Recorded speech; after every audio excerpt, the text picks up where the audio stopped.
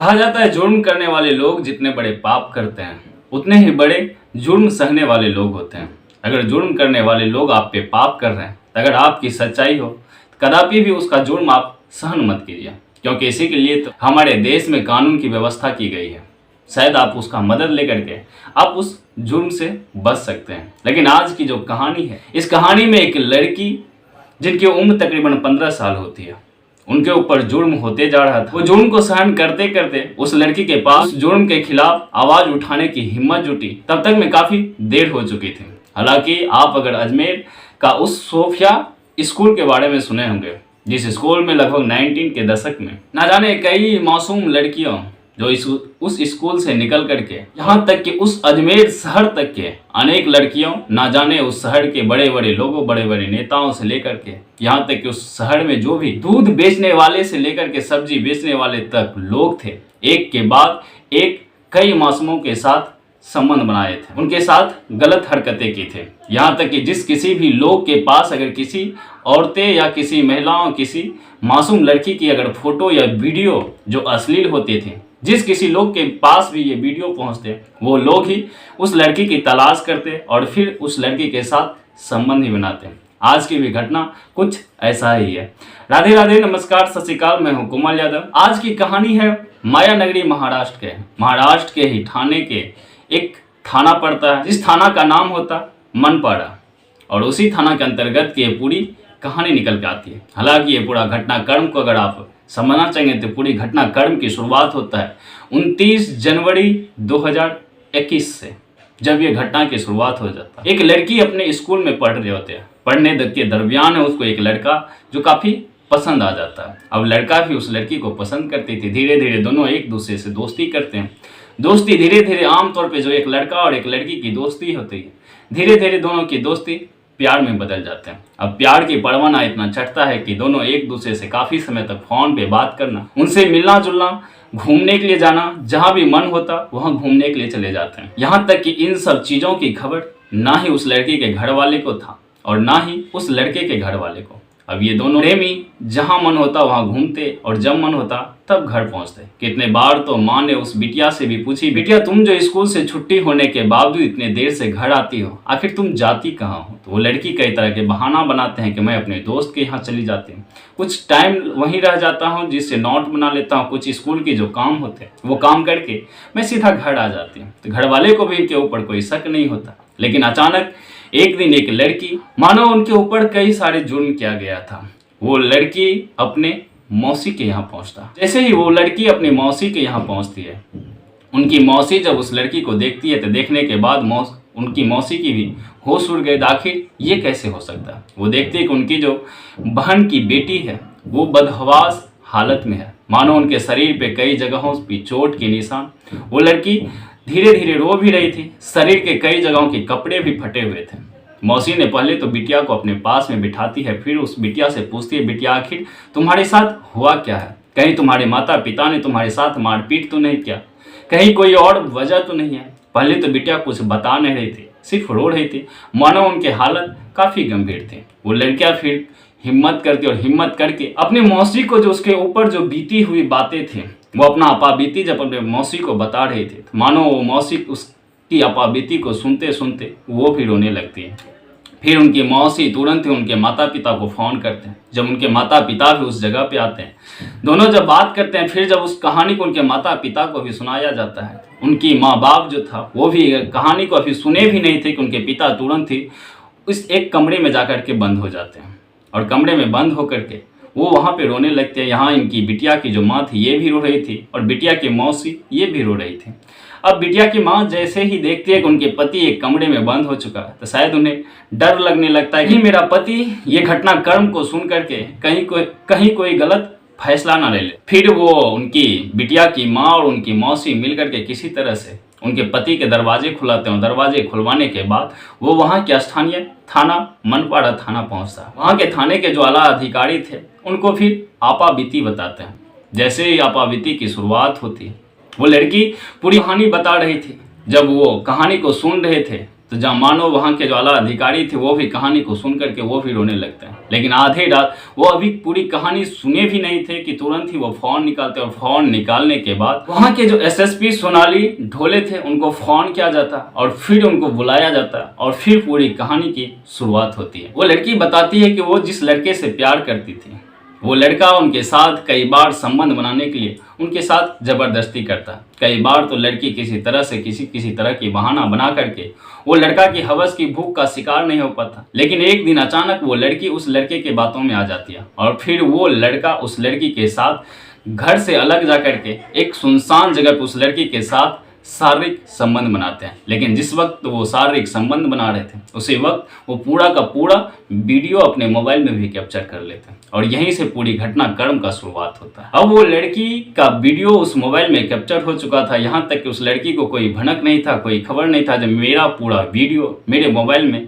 Capture हो चुका है। और वो लड़की वहाँ से घर जाती है। लेकिन फिर अगले दिन उस लड़की को फ़ोन आता है, फ़ोन करके फिर उस लड़की को बुलाया जाता है। जैसे ही वो लड़की अपने प्रेमी के पास पहुंचते, आमतौर पे इससे पहले भी वो प्रेमी के साथ घूमने जाते, कहीं खाने जाते, जहाँ भी मन होता वहाँ घूमने जाते। मानो दुनिया में अगर सबसे ज़्यादा भरोसा और विश्वास वो किसी पे कर रहे थे माँ बाप के बाद तो वो अपने प्रेमी पर कर रहे थे। लेकिन कभी वो अपने प्रेमी की मनसबा को नहीं समझ रहे थे तो आखिर उसका प्रेमी चाह क्या रहे। लेकिन जैसे ही वो लड़की नेक्स्ट दिन अपने प्रेमी से मिलने जाते हैं, जैसे ही उनसे मिलते हैं तो प्रेमी उसका एक वीडियो दिखाते हैं और वीडियो दिखा के बोलते हैं अगर मैं चाहूँ तो मैं तुम्हें पूरे ज़माने में रुसवा कर सकता हूँ, पूरे ज़माने में बदनाम कर सकता हूँ, यहाँ तक कि तेरे परिवार भी बदनाम हो जाए। अब मैं जो तुम्हें कहूँगा वो तुझे मेरे साथ करना पड़ेगा। अब जैसे ही ये बात वो लड़की सुनती है तो मानो उसके पैरों तले जमीन खिसक गए थे। वो लड़की कभी उम्मीद भी नहीं की थी जिसको मैं प्यार कर रहा हूँ वही इंसान कभी मेरे साथ ऐसे बातें भी करेंगे। अब वो लड़का जब भी उसको मन होता उस लड़की के साथ शारीरिक संबंध बनाने का वो तब उसको फ़ोन करती, वीडियो वायरल करने का धमकी देकर उसको अपने पास बुलाती और फिर उनके साथ जोर जबरदस्ती करके भी उनके साथ संबंध स्थापित करते हैं। धीरे धीरे समय कट रहा था। लेकिन एक दिन अचानक लड़का जो उस लड़की का प्रेमी था उस लड़का का मोबाइल उसके दोस्त के हाथों में लग जाता है। जैसे उसका दोस्त उसका मोबाइल लेता है, मोबाइल का गैलरी खोलता है और धीरे धीरे गैलरी खोलते खोलते उसको एक वीडियो दिखाई पड़ता है। वो लड़का उस वीडियो को क्लिक करके देखने लगता है। जब वो वीडियो को देखता है तो वो वीडियो तुरंत अपने मोबाइल फ़ोन में शेयर कर लेता है और वो वीडियो उनके मोबाइल फ़ोन में भी शेयर हो जाता और वो वीडियो लेकर के वो लड़का अब उस लड़की को तलाश करती है। पहले से भी वो लड़का उस लड़की को जान रही थी ये लड़की कहाँ की है। अब लड़का उस लड़की के पास पहुंचते हैं और फिर उस लड़की को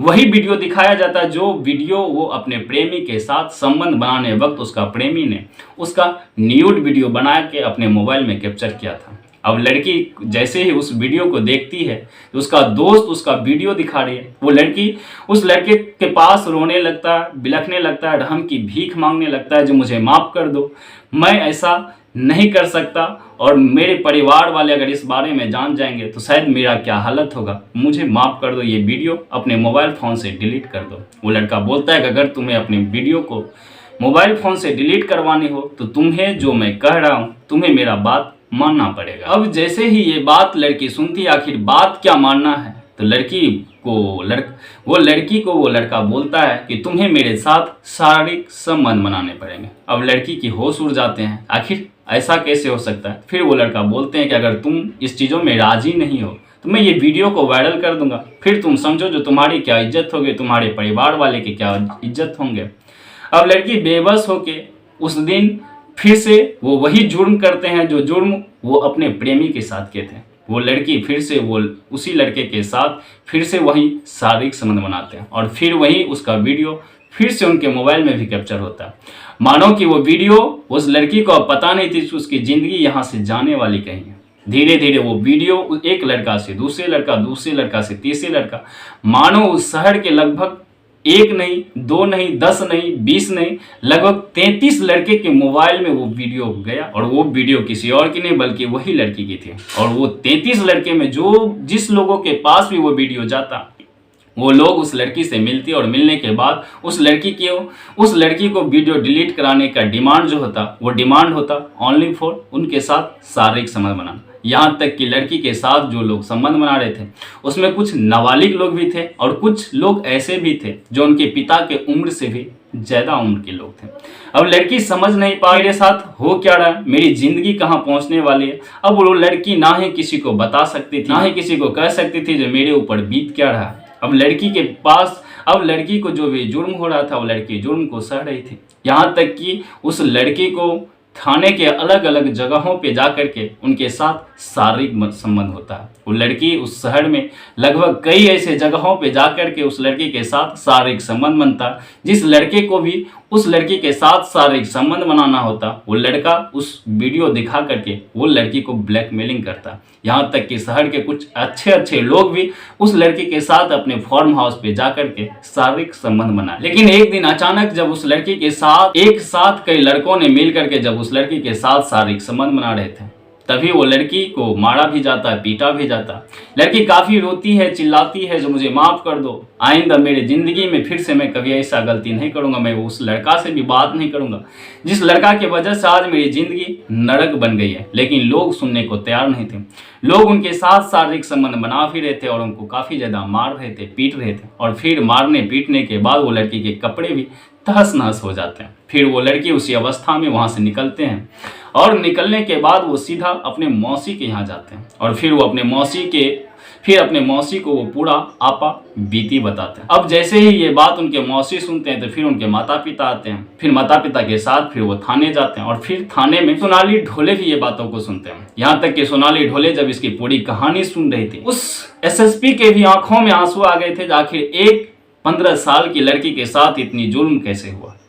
वो लड़की की पूरी कहानी सुनती है, लड़की को ढाढ़स देती है, लड़की की तत्काल के इलाज के लिए उसे अस्पताल में भर्ती करवाया जाता है और फिर एक टीम गठित होता है उस पूरी जांच के लिए। फिर पुलिस जब जांच करते हैं तो एक के बाद एक लगभग वो लड़की 33 लोगों की शिनाख्त करते हैं जो उस लड़की के साथ शारीरिक संबंध बनाए थे। यहाँ तक कि वो ये भी बताते हैं कि कई लोग इसमें से ऐसे भी थे उनके साथ एक साथ कई लड़कों ने मिल करके कई बार उनके साथ गैंग रेप भी किया हो। जब ये बातों को सोनाली ढोले सुनते हैं वो भी काफ़ी ज़्यादा गुस्से होते हैं। एक के बाद एक करके लगभग सभी लोगों को गिरफ्तार करते हैं। फिर गिरफ्तार करने के बाद उसमें से 2 लोग ऐसे भी निकलते हैं जिनकी अभी उम्र भी नहीं हुई थी, जिनको अभी भारत की कानून व्यवस्था के अनुसार से देखे जाए तो उनकी उम्र अभी 18 से भी ज़्यादा नहीं हुआ था। वो लड़का 18 से भी कम उम्र के लड़का जो उस लड़की के साथ शारीरिक संबंध बनाए थे।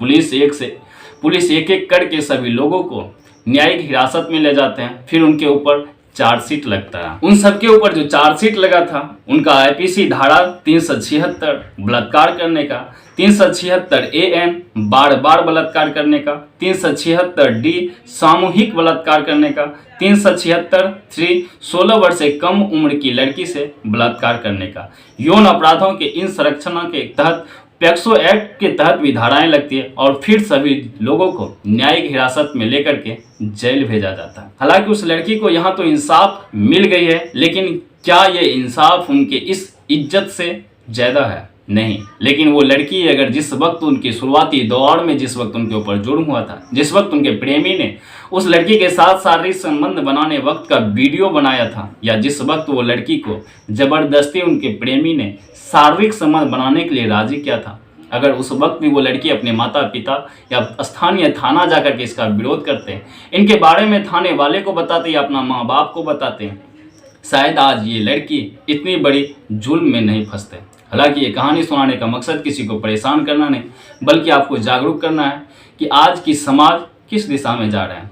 जिस लोगों पे सबसे ज़्यादा भरोसा और विश्वास होता है, आज के समय में अगर प्रेमिका अगर किसी से प्रेम कर रहा है तो शायद उसको लगता है कि दुनिया में अगर उसके लिए कुछ भी है तो वो उनका प्रेमी है, लेकिन ऐसा कदापि नहीं होता। आप अगर उन पे आंख बंद करके भरोसा कर रहे हैं, विश्वास कर रहे हैं, कभी कभी ये भी सोच करके देखिए, इस क्राइम की स्टोरी को देख करके, इस क्राइम की कहानियां को सुन करके कभी कभी ये भी सोचें, अगर आंख बंद करके भी विश्वास किसी पे किया जाए, भरोसा किया जाए, तो शायद हमारी ज़िंदगी कहाँ तक जा सकती है। हालांकि आज यहीं तक, फिर मिलते हैं कल एक नई कहानी के साथ। लेकिन अगर आपको कहानी अच्छा लगा हो तो कहानी को लाइक ज़रूर कीजिएगा। अगर हमारे चैनल पे नए होंगे तो फिर चैनल को सब्सक्राइब जरूर कर दीजिएगा।